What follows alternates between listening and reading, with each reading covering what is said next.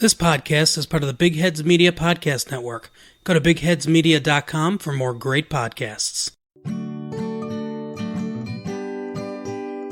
Hello and welcome back to Cooking with Grief, your favourite internet show and tell with myself, and we don't have a special guest this week, so you'll just have to make do with Chris. How are you? I'm very well. I can only apologise for not being a special guest, but instead the regular, usual, retired, lacklustre co-host. To yes, unshiny, unloved, unhouse trained. We are your hosts for today's delve into the weird and unexpected. Also, you might be able to tell, you might not, but we're after a string of recordings from the same room. We are now back, separated by distance, if not emotion. And emotion as well. There is a longing in the background silence of this episode. That is true. So, for anybody who's new to the game, the way this works is each of us have brought two surprising facts that neither of us have shared with everyone. So, we look forward to surprising each other and hopefully you with some of the weird and wonderful things we've gleaned from doing 5 minutes of Googling before the episode starts. that is, sort of shamefully true. Yes, indeed. I do have a vague Kurt Russell fact this week, so our semi-regular feature, which hasn't featured for a while. Emphasis on the semi. Never let a good joke go to waste. So, in the film Tombstone, which is a western, which stars Kurt Russell and Val Kilmer, the director basically buggered off midway through, and unofficially, he don't get any official credit for this, but Val Kilmer said that Kurt Russell had to take over basically directing and editing and also even a bit of writing on the fly. So that's this week's Kurt Russell fact. Yeah, it's a bit like us in this podcast. Yes, and which one of us is Kurt Russell, we'll leave the listener to decide. Hi, I'm the social media guy. So, without any further ado, over to you, Chris, for your first topic. So, Chris, for my first topic, I'll start off a question, as I always do. Do you ever interact with inanimate objects? What do you mean by interact? Do you mean, like, use them and... Yeah, I assume you use fucking spoons, but do you ever interact with them as though they weren't inanimate? Oh, as in, like, talk to them and stuff? Yeah. It's weirdly, in fact, actually, yeah, now that I think about it, inanimate objects, they probably get a fairly rough deal when it comes to human interaction, because, I'm most likely to speak to, say, my car or something when it's pissing me off. Yeah. It's like, oh, just start for fuck's sake. Head in the game. When your laptop... Yeah, when your laptop freezes and stuff, and you're just like, fuck you. Yeah, but if it turns on fine, you don't go, great job, laptop. Yeah, exactly. Yeah, so I need to reassess my... maybe be nicer to your toaster. Reassess my relationships. Yeah. Yeah, exactly. I mean, I will apologise to furniture if I bump into it. I've said sorry to a bedside table before. Yeah, that's psychotic. It's a bit weird. Yeah. I'm very lonely.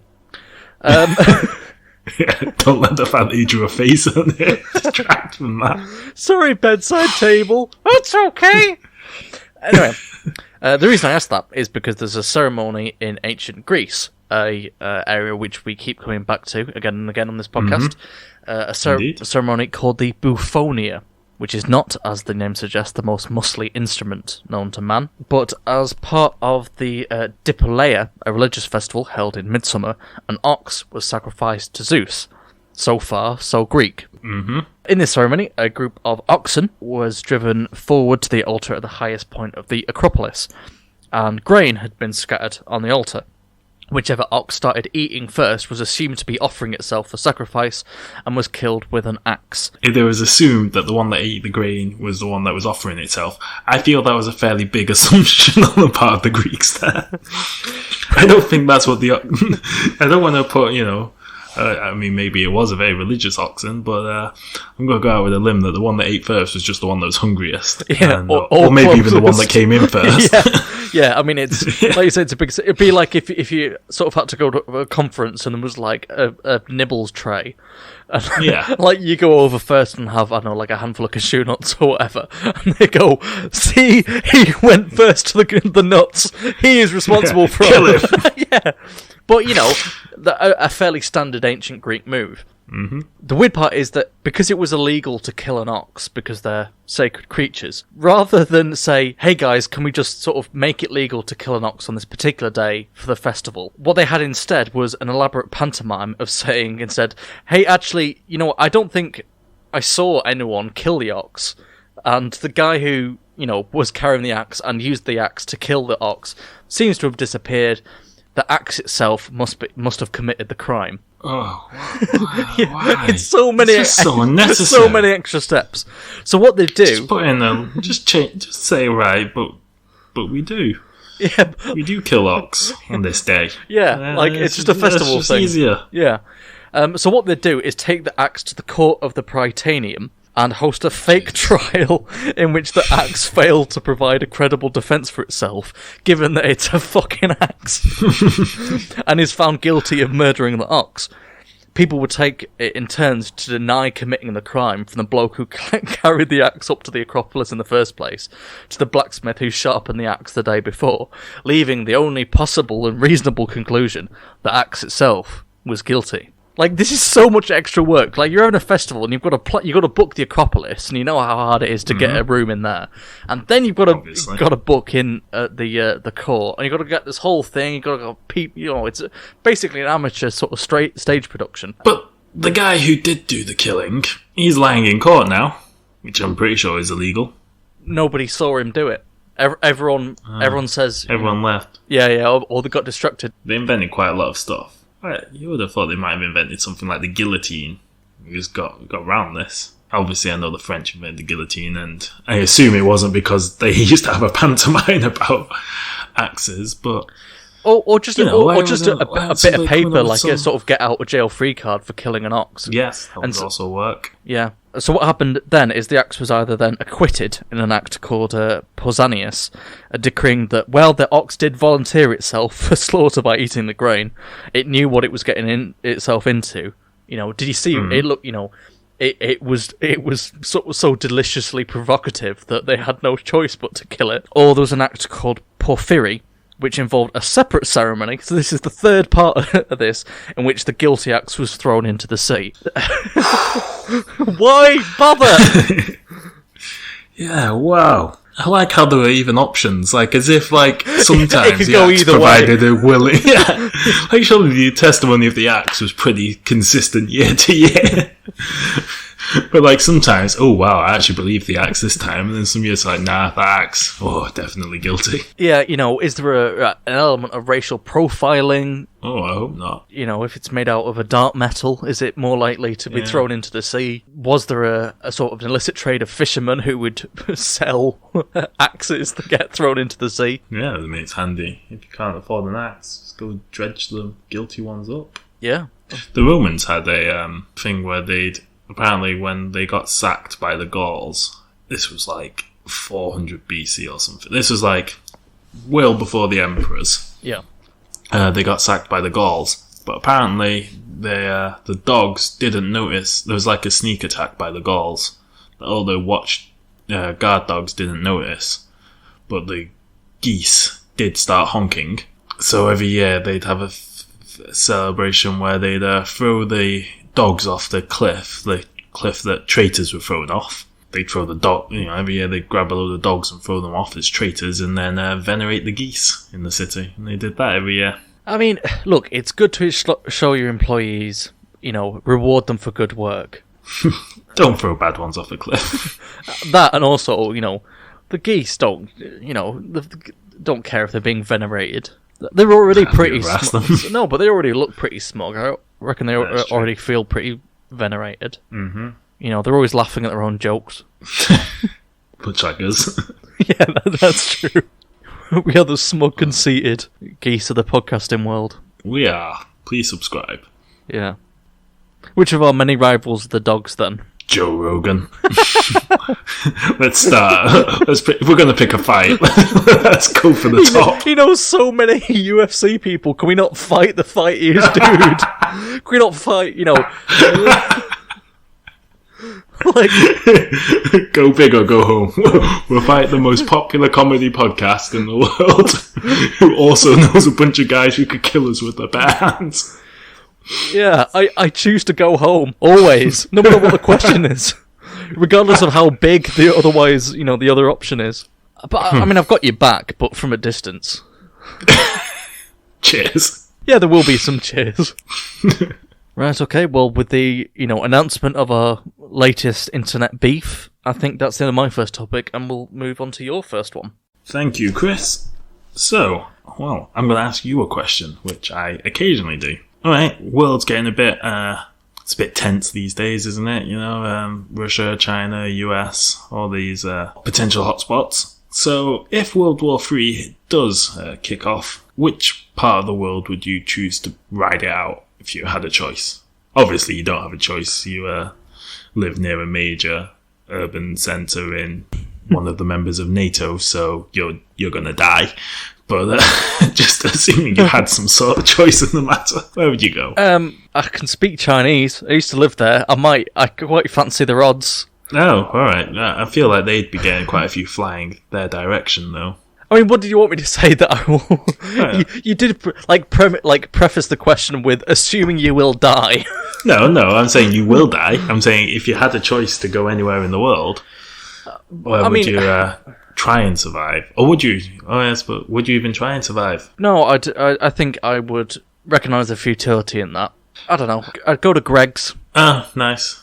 Died as he lives with a sausage roll. Fat. Fatly. Yeah. That's all I'll go. I'd just go centre of London or something. Just some, ground zero. Just be like, look, I don't want to mess about.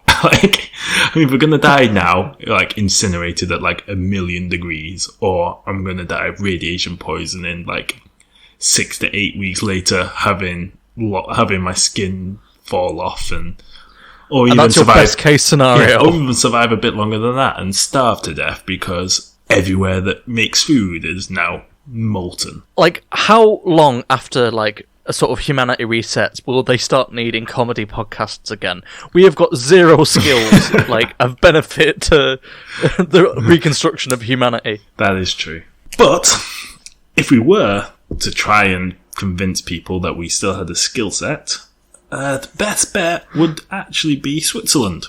Well, might be. I mean, or maybe somewhere in the middle of pissing nowhere, away from all the radiation. Yeah. But because of their neutrality? No. Whilst obviously it's unlikely that anyone would bother to fire nukes at famously neutral Switzerland, it's unfortunately surrounded by countries that probably are. So, fat lot of good. So, legally, Switzerland has to provide nuclear fallout shelters for all of its population. Oh, I did not know that. So basements of Swiss homes are reinforced and have to be stocked up. Or there's public communal. Yeah, exactly. So the regulations were brought in the 1960s, so height of the Cold War. Yeah, it has more spaces for more, I'd say, seats, I guess, than there is population. There's 114% coverage. So yeah. So you're saying we could get in there, if we get in there fairly early then? Yeah, and convince them that, I mean, we're going to have to translate everything into French or German. Is it German? Well, they speak in It's French, German, and another language. Chocolate? Yeah, we translate it all into chocolate. Whereas, I don't know what we have in Britain. I've never seen there'll definitely be one under Houses of Parliament and stuff, and I'm pretty sure if you look at the tube, I know because they used the tube in World War II as bomb shelters, and if you look at some of them, they've got these big metal doors on rollers. I'm pretty sure they're there in case they can use it as a I might just be an overactive imagination, but they look they look sturdy enough that they're overly sturdy. Big metal doors that can like I say on these big metal rails, and you're just I don't know, they look sturdy enough that if there was they've been put there in case people are using it as a bomb shelter. But otherwise, my building, no bomb shelter. Yeah, just vaporized. Yeah, exactly. I got nowhere to hide. What would you do with they always talk about is it the 8-minute warning? 8-minute warning. Yeah.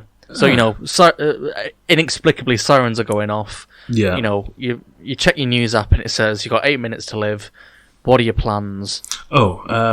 Preferably humorous rather than weep. Well, obviously there'd be a lot of weeping, but yeah. No, I think I don't know. I think I'd just try and do something. I'd try and find a way to die hilariously if I could. Because you're oh god, I've got to bring up Hiroshima in a comedy podcast.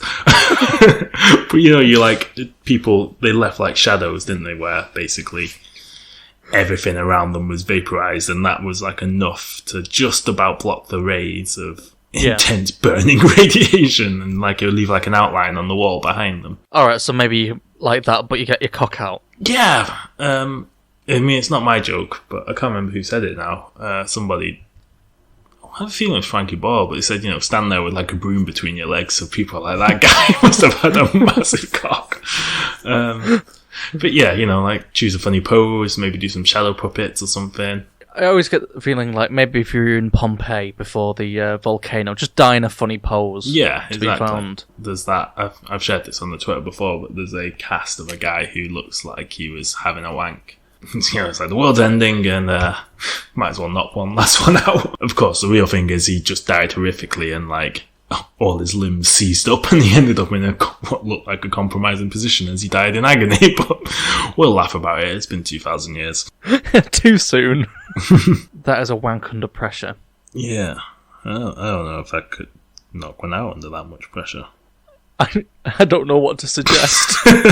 Just going back onto topic. So you have to build a house. If you're building a private residence, you have to put one in. Because even now, it's still legally obliged in case of terrorist attacks or something like that. So, because they've thought about getting rid of him, now the Cold War's over. Spoilers. It costs apparently adds about 10,000 francs onto the cost. But you're not legally obliged to put one in anymore. So if you choose not to, you have to pay to use the communal one. So you have to pay 1,500 francs to your local town or whatever for a seat in theirs. I mean, it is a cheaper option, but I suppose, in the event of an apocalypse, you do want the comfort of your own private hell rather than the communal one. Yeah, no, imagine that. Not only is the world gone to shit, but you have to share it with people. Yeah, all the neighbours you spent years avoiding. See, that's the thing. That's a bit like films never focus on that bit of the apocalypse. Like the immediate. They either focus on like the very short term immediate after effects, literally things are blowing up as you speak type after effects. Zombie films or nuclear war film or whatever.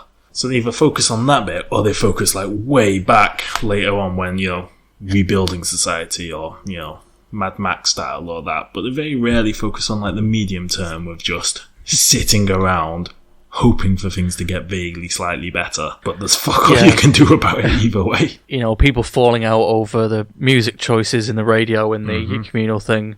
Exactly. People getting sick and tired of tinned chocolate. Again, Switzerland's only export. Finding out that you can't eat Nazi gold.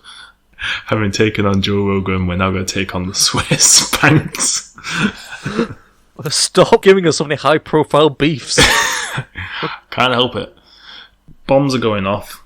You've got in your shelter. The doors are down.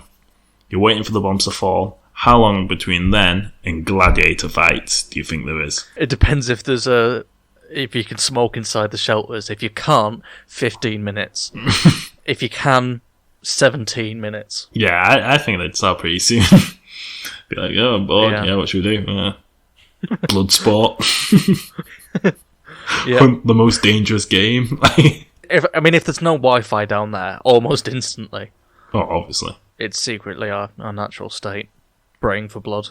Yeah, exactly. Hence the beefs. And on that topic, I think I'll hand it back to you. So, over to you for our second and final topic. Okay, so for my second topic, I'm going to move from post-apocalyptic films to superhero films. Chris, you're our resident Cooking with Grief film reviewer. Have you seen Captain Marvel? Yes, I have. Did you enjoy the film? It was mediocre, I'll be honest. This film got a lot of hype for being the first female Marvel hero-led film, which seems to people use to gloss over the fact that it wasn't a very good film. There are better female-led superhero films, such as Wonder Woman, and even better female characters within the Marvel Universe. It was just bland. It wasn't bad, it was just bland. I think there's obviously a difference, though, between critiquing the film for its sort of cinematic merits compared to the sort of the slew of arguments you heard after the film's release, where it was like, oh, why do they have to pander to half the population by including one woman? And, fucking exactly. That sort was of people. SWJ inclusion forcing their agenda, all that sort of whiny fanboy bullshit, gatekeeping the thing. Yeah, exactly. It was it was the same with Star Wars. The Last Jedi came out, and it's like, right, there were some in my opinion, some legitimate criticisms about the quality of The Last Jedi and Captain Marvel, and yeah, I found myself being like, but all your stupid bullshit arguments that are boiling down to, but it's got girls in it. It's like, no, fuck off. Like, that's fine. Like, stop being weird about the fact that women are also enjoying the thing that you're into and being portrayed on screen. If anything, that's a good thing. Oh, yeah. I mean, like, stop being weird about it, people.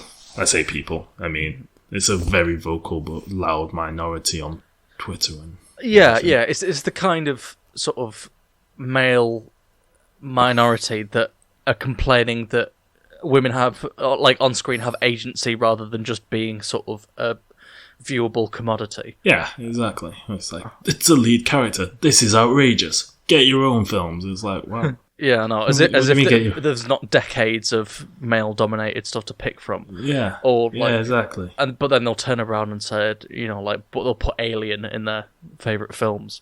Yeah. Well, all this sort of seemingly modern backlash against, women demanding to be included in things for which there is a huge female market. It's obviously hardly new. Like, wherever there have been women trying to get into any sort of role, there have been men gatekeeping the sort of entrance to that. Yeah, I can imagine. Yeah, and it stretches even to the game of chess, when during the 1400s, the queen piece was introduced to the game, and its rules were formulated to have the rules it has now. So, the queen being the most powerful piece. It started in Spain, and it was called Queen's Chess initially, or Scacchi della Donna. By those who opposed the inclusion of the queen piece, it was called Madwoman's Chess, or Scacchi alla Rabbiosa. Tell us how you really feel. People of medieval Spain. A woman in my chess. It's more likely than you think. She must have rabies. I refuse to be cowed by this chiseled piece of wood vaguely representing a female. Yeah, exactly. This sort of amorphous blob of carved wood. And this new version, the version that we know today, spread quickly throughout Europe, helped primarily by the advent of being able to publish things. But it inevitably faced the sort of age-old fanboy backlash, complaining that the Queen was too overpowered. Worried they call it a Mary Sue. She didn't even earn her powers throughout the film. Was it a training montage or anything? Well, like a queen, this is bullshit. She was anointed by God to be the most powerful chess piece. And they worried that the image of a powerful female piece would dilute the, quote, purity of the game. Not like the die-hard purity of some other male identified blocks of wood battling it out. But the main complaint, or at least the sort of most obnoxious complaint, was that the battlefield, albeit the one of chess, was no place for a woman. Like, first of all, it's a fucking block of wood. But the idea that your masculinity is so fragile that you can't even deal with one of those amorphous blocks of wood taking the form, but also, like, kings and queens were powerful. Yeah, but also, the battlefield of chess involves castles that move. We've already taken realism out of the game. Is there any place for a bishop? Yeah, what are the clergy doing on the battlefield? Swinging a mitre around, go ahead and fuck it, I'll take you on. Seems like a weird thing to get hung up on. But it's good to know that the internet, had it existed then, would have been just as terrible as it is today. I'd say as bad as it is today. They literally burnt witches. It'd be so much worse. Not to say that, enough angry crowds can't make, bad decisions. Like, I don't know if you read the story in Devon, an angry crowd smashed a paediatrician's because they didn't know what it was and thought it was an official paedophile building. Oh yeah, I've seen stuff like that. That's not even the first time that's happened. No, there's a guy who I remember seeing something in the news. Yeah, somebody got stabbed because they thought he wasn't a paediatrician. It was something that had peed in the name. Children's thing. A centipede, maybe. It was a paedophile. Yeah. Shifty guy with 100 legs. I tell you, just going back to, the internet being terrible and weird gatekeeping men.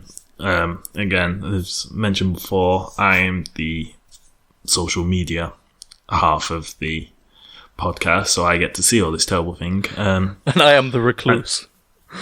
Yeah. No, there's a thing doing the rounds at the moment of, what's he called? Ben Shapiro. Yeah. And, it's embarrassing. So it's him and 3 other white dudes, because obviously. And they're literally sitting around wearing suits. One of them even has a smoking jacket on, smoking cigars, where they're talking and drinking whiskey. Because they're basically when you were 12 years old and you're trying to work out what's cool. And you obviously had no actual real fucking idea, and in hindsight it was incredibly lame, but you were like, this must be cool, this is what cool guys do. So yeah, sitting around wearing smoking jackets and suits and smoking cigars and drinking whiskey, and they're discussing comedy and about how comedy is inherently masculine, and it's just embarrassing to watch. You're just especially because none of them are funny. Yeah. So it's none of them are funny or particularly masculine, but they all seem to think they're vanguards and protectors of both of those things. Whilst doing a 12-year-old's impression of those things. So yeah, next beef, Ben Shapiro. We're taking them all on today. The thing is, I'll gladly, the other fights I'm not so convinced with. I have no personal beef with Joe Rogan or his legion of UFC fighters. Again, I don't know if I can take, if we can take on Switzerland. Ben Shapiro's just an arse. I like how you say you don't know if we can take on Switzerland. I think we both know we can't take on the entire nation of Switzerland. Look, I was being optimistic. Thank you for giving us some wiggle room. They're all armed as well. Yeah. But yeah, that's a beef I'm happy to lightly Yeah. season and grill. It's like they've watched faux intellectualism. Mad Men Yeah. and they like the aesthetic, but It's unironically. Yeah.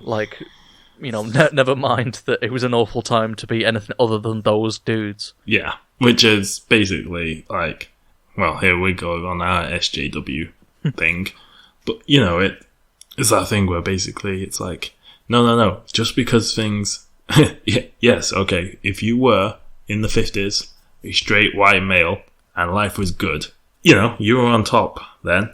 Just because now other people also get the same doesn't actually mean that your life has had to have gotten worse. Yeah. You're still afforded the same amount of respect as you would have been in those days, just now other people also get that respect. That's okay. Yeah, and I think that's what it comes down to, is that they're nostalgic for a time when they got 100% of the pie, and now...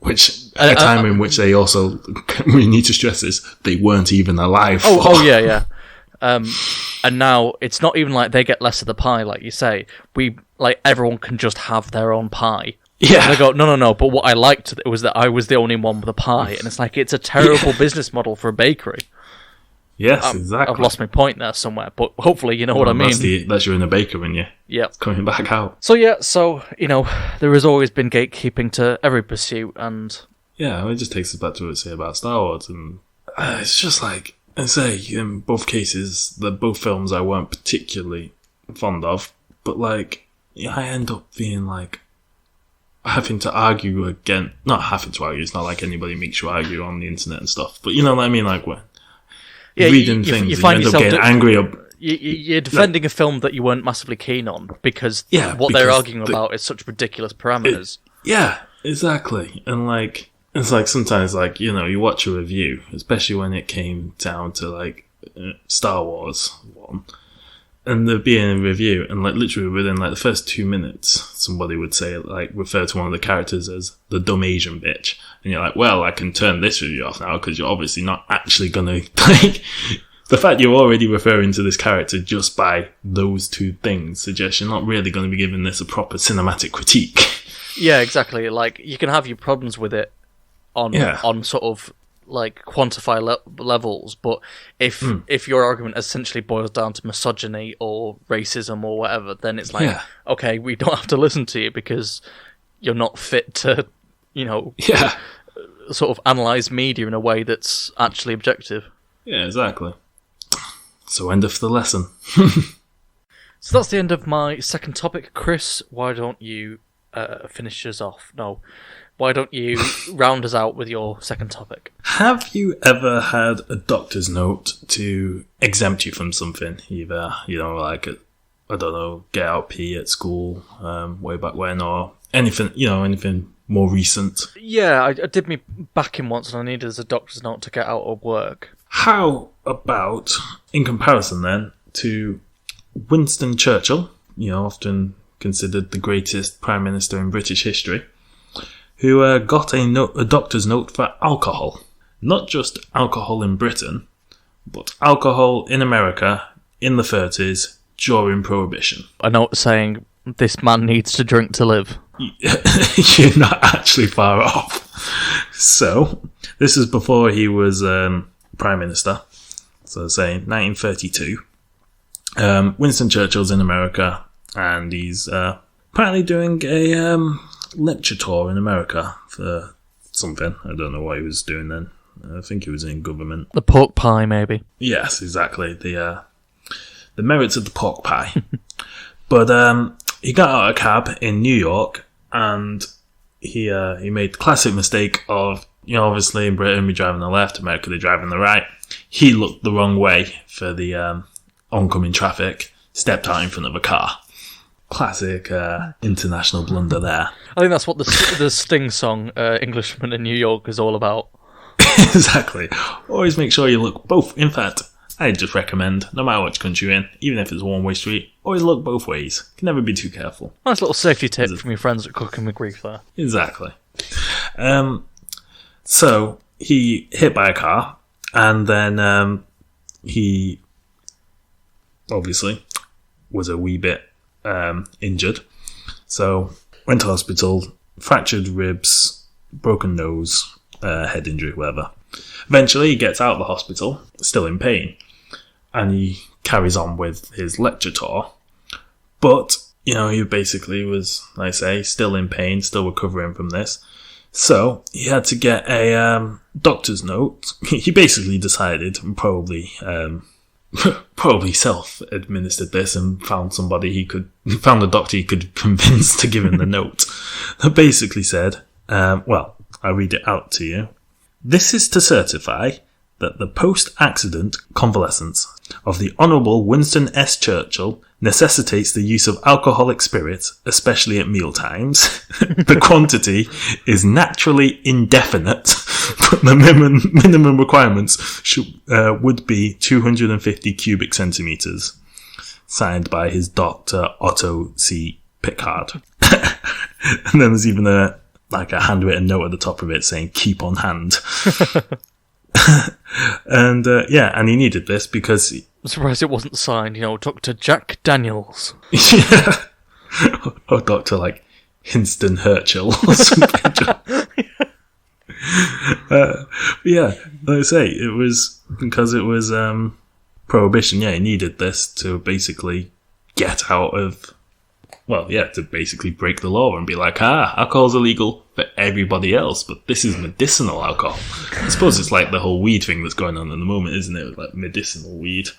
Yeah. So it's like, I don't know if you had to bring... my favourite part is the fact that the note said, naturally indefinite. But of course, my dear boy, if I need to drink 4 bottles of port, then that's just what my doctor needs. Not get me 4 bottles of port.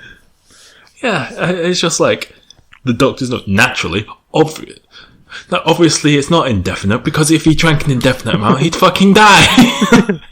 He'd probably stumble out of a cab and get hit by a car. Oh wait, Yeah, and even like the other bit is like he needs alcohol, especially at meal times. It's like, no, I mean, he just wants a glass of red to go with his meal. Like, I mean, bizarrely, it's just that, medicine is a crazy sort of doctrine, and it just, in my medical opinion, he needs a white with a fish course and a red with the steak. It's only, part of his convalescence. It's only science. Yeah. Yeah, and this is why he's Britain's greatest ever statesman. Yeah, according to some. Alright, so that brings us to the end of this episode of Cooking with Grief. Now we're in the outro, the Wild West of the podcasting landscape, since we don't do any preparations and in fact are happy to steal phrases from our co-hosts that they said whilst not recording. Or to seem clever and wittier. And there are rattlesnakes. That too, of which we must be careful. If you've made it this far in today's episode, then congratulations. Hopefully we'll still be alive next time after picking beefs with UFC, the nation of Switzerland, Winston Churchill and Ben Shapiro. If you turn on your news and it says, obscure podcast hosts found murdered, then it won't be us because we won't make the news. No. But if it says, obscure podcast hosts dead of rattlesnake bites, that'll be us. If you turn on the news and it says nude man belligerently demanding free meat and potato pie, it could be either one of us. If anything sums up Cooking with Grief, I'd say it's that sentence right there. Again, thank you for listening. Thanks for checking us out. Remember to check out people from Big Heads Media, our, what would you call it, network. Glorious hosts. Our glorious hosts, yes, our friends. Many of them are actually coherent. Makes a big difference to ours. In fact, you can listen to. There'll be one in the outro, so check them out. Go online, bigheadsmedia.com. This is me shilling. Do you like it? I'm trying to shill. Good shilling, mate. Thanks. Also, give us money if you can. We have a Patreon now. You don't get anything in exchange, but but if you feel like being charitable, it's much appreciated. Also, at some point, we're expecting to be advertising, so again, just buy whatever it is we shill. Cheers, I guess. Oh, we're the worst salespeople. Yeah, well, just send us money. Yes, please. We're basically begging. This is just performance art. Stick some money in a tip jar. Yeah. Or don't. I don't want to force anybody. I don't want to pressure anybody into it. I don't want to force you. In fact, don't send us money. It's up to you. What is this, reverse shilling now? Reverse shilling. Oh, I felt like a bit uncomfortable there. I felt a bit overbearing. Give us money. Yeah. Or else nothing will happen. I even want to say, like with the Patreon, like sometimes creators say stuff like, if you send us money, it will really help us to buy new equipment and we'll be able to spend more time researching and we'll be able to bring you a better show. None of that is true in this case. Like, nope. If you give us any money, we'll just spaff it all on baked goods. The quality of the show will not increase at all. If anything, we'll get complacent and it will get way worse. Yeah, Chris, what's your topic this week?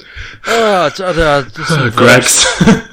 Just the rise and hopefully never fall of Greg's. The outro music is only like 1 minute and 40 seconds long. Alright, well, play it again, Sam. Fun fact, she never actually says that in Casablanca. Define fun. Fact. Anyway, I've been Chris. I too have been Chris. And we'll see you next time on Cooking with Grief. Well, we won't see you. It's a one-way audio medium. So you won't see us, we won't see you. You might hear us, but we won't hear you. Yeah. Good clarification. Thank you. Bye. Bye. Wow. 5 minutes and 25 seconds to say goodbye. Thank you for listening to this episode of Cooking with Grief. If you enjoyed it, please make sure to recommend it to a friend. If you'd like to get in touch with us, you can email cookingwithgrief@gmail.com or follow us on Twitter. That's at Cooking with Grief. If you'd like to hear more episodes, then please subscribe wherever you listen to your podcasts. And if you've got the time, then it'd be great if you could leave us a review on iTunes. Thank you. Hi, I'm Brad. This is Rob. And I'm Dustin. You guys, I messed up. I hate him so much, Rob. Kill yourself already. Jeez. Oh, we can't use this one. Because you dropped the F-bomb and you told him to kill himself. Oh, did I say something wrong? Only on Big Heads Media. Yes! Nailed it! God, I hate you guys.